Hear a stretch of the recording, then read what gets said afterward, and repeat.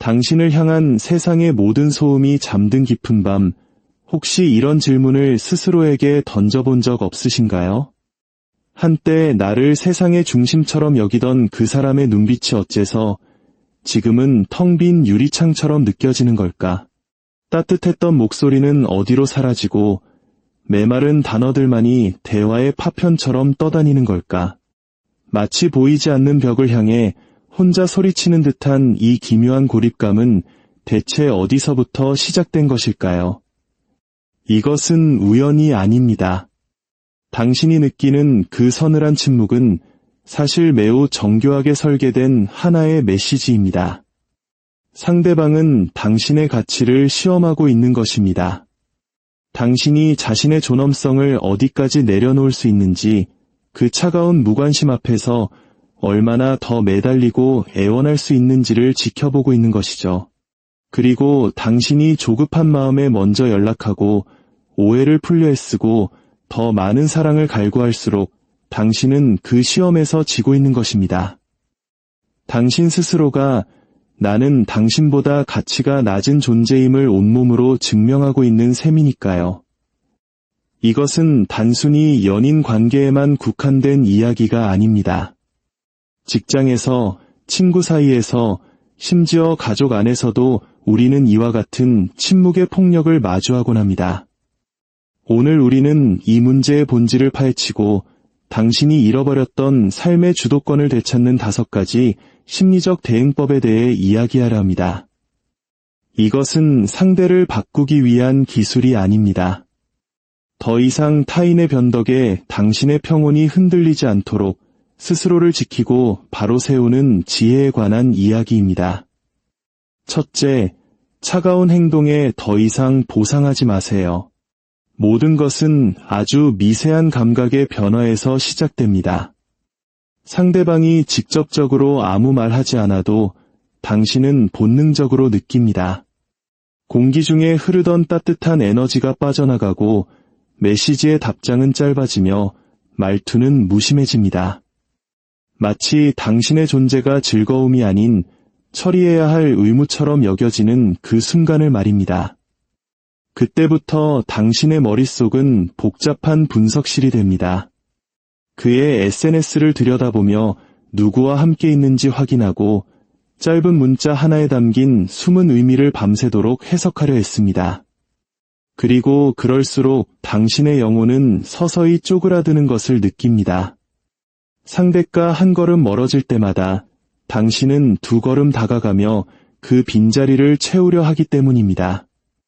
더 많이 사랑하고, 더 자주 표현하고, 더 깊이 신경 쓰면 예전의 관계로 돌아갈 수 있을 것이라는 착각에 빠지는 것이죠. 하지만 당신이 애타게 찾는 과거의 그 사람은 이제 존재하지 않습니다. 상대는 더 이상 당신을 잃을지도 모른다는 두려움을 느끼지 않기 때문입니다. 그리고 상대가 당신의 상실에 대한 두려움을 감지하는 순간 관계의 권력 구도는 영구적으로 기울어집니다. 이것은 당신이 약해서가 아닙니다. 상대의 무례한 거리두기에 강인함으로 대응하는 대신 더 큰 애정이라는 보상을 주었기 때문입니다. 당신은 상대의 침묵을 당신의 소란스러움으로 채워주며 그들이 불편하지 않도록 배려하고 있습니다. 당신의 모든 시간을 내어주면서 정작 상대는 인색하게 시간을 베풉니다. 당신의 관심이 얼마나 소중한 선물인지 잊게 만들고 마치 귀찮은 짐처럼 여기도록 방치하고 있는 것입니다. 이것이 바로 심리학에서 말하는 가스라이팅의 초기 단계입니다. 상대방을 서서히 고립시키고 그들의 판단력을 흐리게 만들어 모든 문제의 원인이 자기 자신에게 있는 것처럼 느끼게 만드는 아주 교묘한 정서적 조종술이죠. 특히 위계질서가 강한 한국 사회의 직장 내 갑질 문화나 선후배 관계 속에서 이러한 형태의 심리적 압박은 너무나도 흔하게 발견됩니다. 내가 너무 예민한 거야. 그냥 별뜻 없이 한 말인데 왜 그래? 와 같은 말들로 상대의 감정을 하찮게 만들고 스스로를 의심하게 만드는 것과 같은 원리입니다. 기억하세요. 당신의 가치는 상대방의 답장 빈도로 측정될 수 없습니다. 누군가 당신에게 무관심과 냉대로 일관한다면 유일하게 당신의 자존감을 지킬 수 있는 방법은 그들에게 당신의 시간과 에너지를 똑같이 줄이는 것입니다. 이것은 안갚음이나 유치한 복수가 아닙니다. 당신의 존엄성을 지키기 위한 최소한의 방어이며 당신 스스로에게 나는 소중한 존재라는 사실을 일깨워주는 신성한 의식입니다. 사람들은 이미 가진 것에 소중함을 쉽게 잊습니다. 너무 쉽게 얻을 수 있고 아무런 대가를 요구하지 않을 때 더욱 그렇습니다. 더 이상 당신의 관심을 받을 자격이 없는 사람에게서 그 보상을 거두어들이세요. 당신의 침묵을 견디지 못하는 사람이 아니라 당신의 존재 자체를 소중히 여기는 사람에게 그 에너지를 사용해야 합니다. 둘째, 고요하게 한 걸음 물러서세요. 상대방의 태도 변화를 감지했을 때 대부분의 사람들은 본능적으로 패닉에 빠집니다. 어떻게든 이전의 관계로 되돌리기 위해 더 많은 문자를 보내고 더 다정하게 행동하며 더 낮은 자세를 취합니다. 하지만 바로 이 행동이 상대에게 당신이 갑이라는 확신을 심어주게 됩니다. 당신을 잃는 것에 대한 두려움보다 당신이 자신을 잃을까 봐 더 두려워한다는 사실을 확인시켜주는 꼴이 되니까요. 따라서 당신이 해야 할 일은 대부분의 사람들이 하지 못하는 단 한 가지, 바로 아무것도 하지 않는 것입니다. 분노나 원망을 숨긴 침묵이 아닙니다. 모든 상황을 투명하게 바라보는 완전한 마음의 평정 상태를 의미합니다. 당신을 맴돌던 생각의 소용돌이를 멈추고 그 거리가 당신에게 무엇을 가르쳐주고 있는지에 집중하는 것입니다. 당신이 고요함 속에서 한 걸음 물러설 때 보이지 않던 것들이 보이기 시작합니다. 그들의 관심이 진정한 유대감에서 비롯된 것이었는지 아니면 단순히 인정 욕구를 채우기 위한 수단이었는지를 알게 됩니다. 이것은 심리 게임을 하자는 것이 아닙니다. 당신의 경계선을 침범하려는 시험에 더 이상 반응하지 않음으로써 당신의 강력한 내면을 증명하는 것입니다. 모든 행동이 당신의 반응을 얻을 가치가 있는 것은 아니라는 사실을 깨닫는 과정입니다. 이렇게 한 걸음 물러서는 것은 하나의 진공 상태를 만들어냅니다. 그리고 그 진공 속에서 둘 중 하나의 결과가 나타납니다. 상대가 진심을 가지고 당신에게 더 가까이 다가오거나 아니면 완전히 사라지거나 어느 쪽이든 당신에게는 이로운 결과입니다. 그들이 진심으로 다가온다면 당신은 당신의 가치를 존중하는 법을 가르친 것입니다. 만약 그들이 사라진다면 처음부터 당신 곁에 온전히 존재하지 않았던 사람을 걸러낸 것입니다. 물론 마음은 아플 수 있습니다. 하지만 혼란스러운 위안보다는 명확한 고통이 차라리 낫습니다. 고요함은 필수적입니다. 만약 당신이 분노를 품고 물러선다면 당신은 여전히 그들에게 감정의 통제권을 넘겨준 것입니다. 하지만 평온한 마음으로 물러선다면 당신은 온전히 당신 감정의 주인이 됩니다. 그것이 바로 진정한 힘입니다. 소란스럽거나 공격적이지 않지만 깊이 뿌리내린 나무처럼 흔들리지 않는 견고함. 그 힘으로부터 당신은 무너진 삶의 기반을 한 뼘 한 뼘 다시 쌓아 올릴 수 있습니다. 셋째, 그 사람이 아닌 당신의 삶의 목적에 집중하세요. 당신의 하루가 다른 누군가를 중심으로 돌아가기 시작하는 순간 당신은 자신을 잃게 됩니다. 당신의 생각이 그 사람으로 시작해서 그 사람으로 끝나고 당신의 기분이 그의 연락 한 통에 좌우되며 당신의 자존감이 그가 주는 관심의 양에 따라 롤러코스터를 탈 때 당신은 이미 삶의 운전대를 넘겨준 것과 같습니다. 한 사람에 대한 집착은 결코 친밀함으로 이어지지 않습니다. 그것은 당신의 눈을 멀게 할 뿐입니다. 당신은 현실을 있는 그대로 보지 못하고 당신이 바라는 환상으로 세상을 재단하기 시작합니다.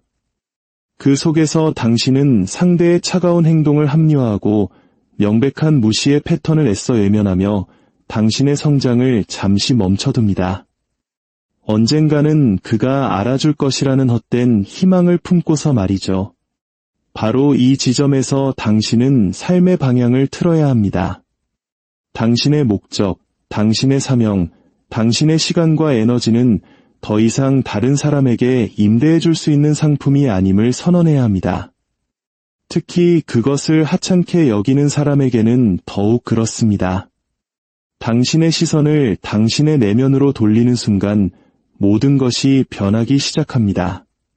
산만했던 정신은 파괴된 정신과 같습니다. 너무나 많은 사람들이 자신의 삶에 온전히 집중하지 못한 채 유령처럼 살아가고 있습니다. 자신의 존재조차 신경 쓰지 않는 한 사람에게 모든 의식을 빼앗긴 채 말이죠.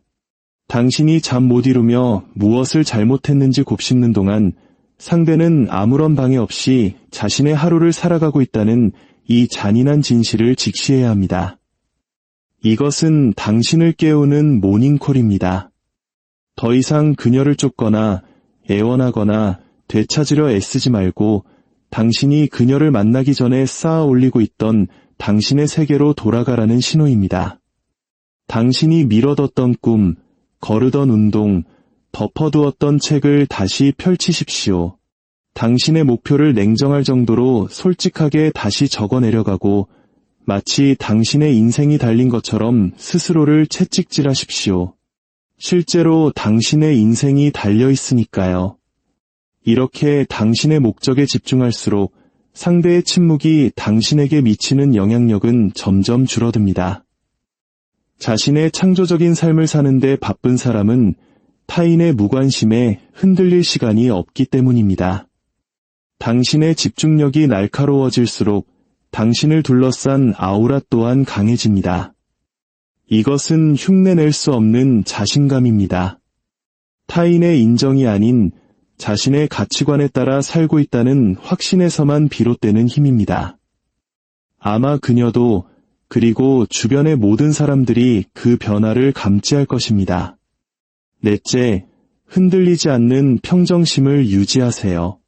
당신이 상대의 행동에 더 이상 반응하지 않는 순간 상대는 오히려 당신의 그 무반응의 의문을 갖기 시작합니다.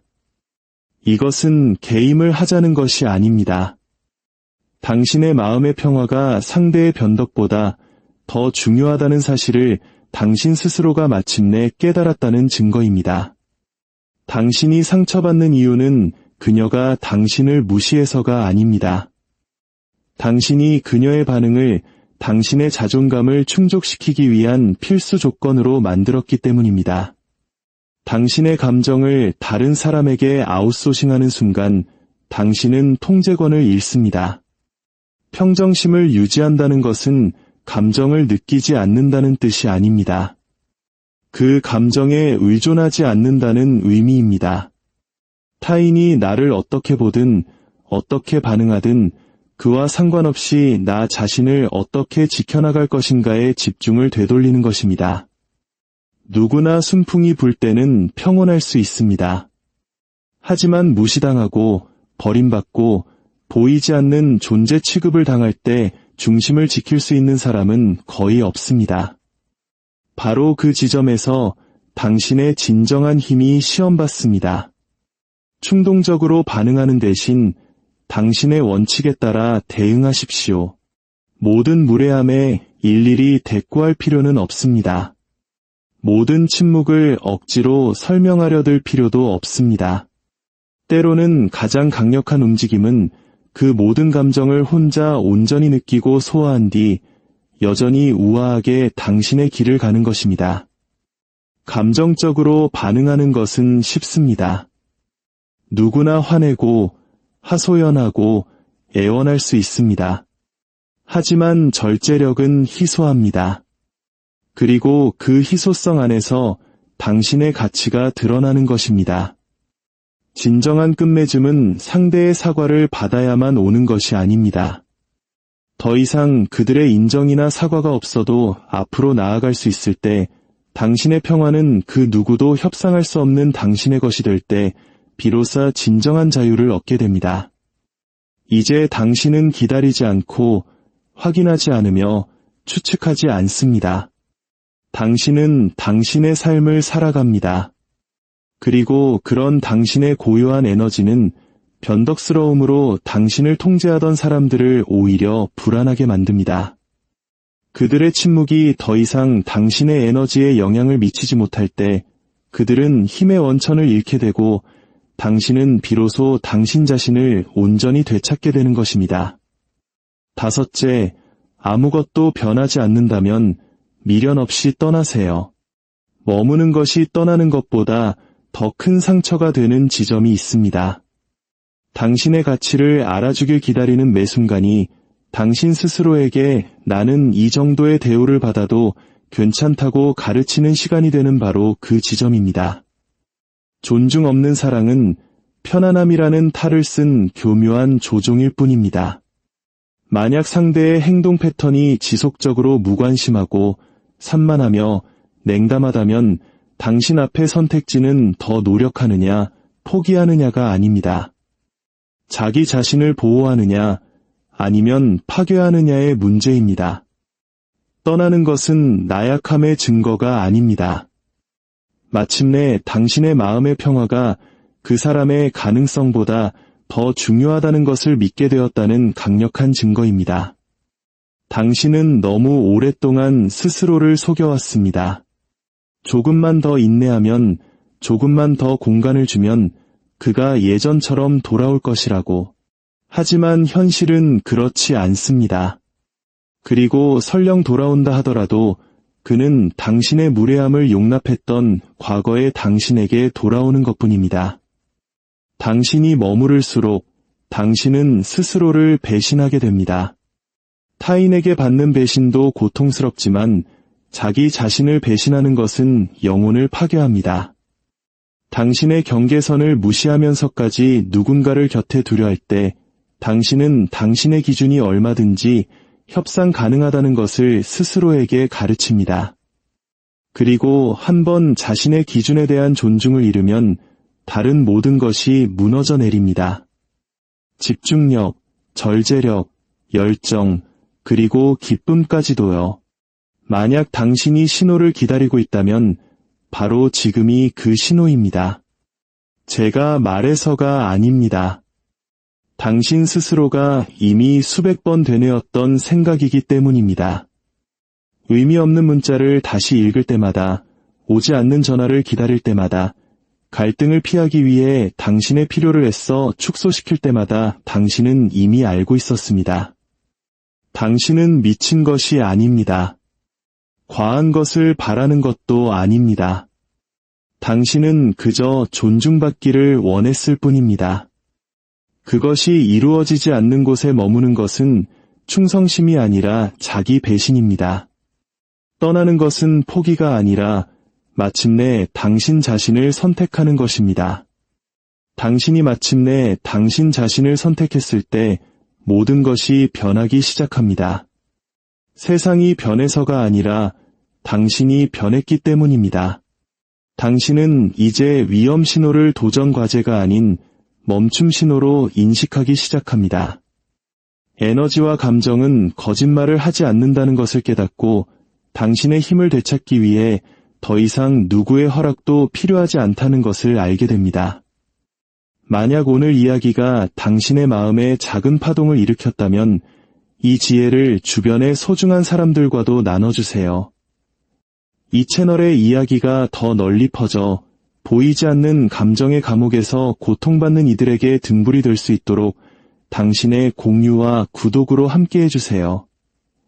이것은 단순히 숫자를 넘어 건강한 관계를 고민하는 우리 모두를 위한 단단한 심리적 연결망을 만드는 첫걸음이 될 것입니다. 당신의 선택이 당신에게 흔들리지 않는 지혜와 깊은 마음의 평안을 가져다 주기를 진심으로 기원합니다.